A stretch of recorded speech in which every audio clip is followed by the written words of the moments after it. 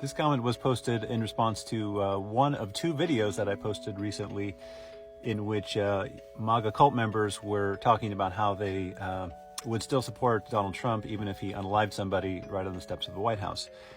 Most of the comments to those videos, both of them, the vast majority, were talking about people's intelligence, insulting the intelligence of these Trump supporters.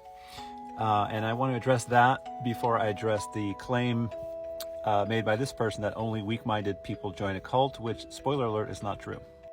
Regarding Trump voters and MAGA cult members being just stupid and moronic, well, some of them, you could say, are not well educated. Yes, others are. So what this really is about is access to information.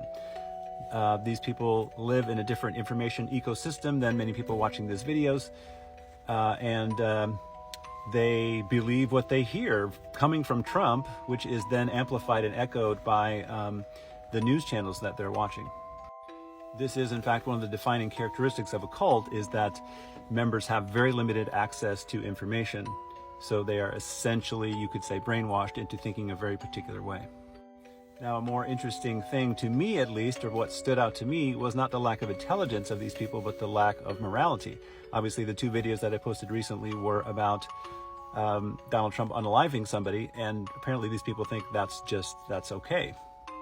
Not to mention grabbing women by the pussy and making fun of disabled people and calling Mexicans rapists and blah, blah, blah, blah.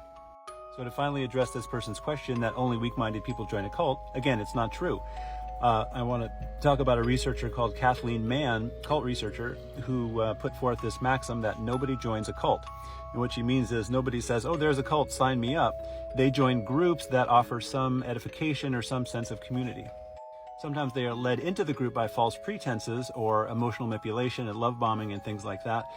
And then once in the group, there's further manipulation and, again, access to information.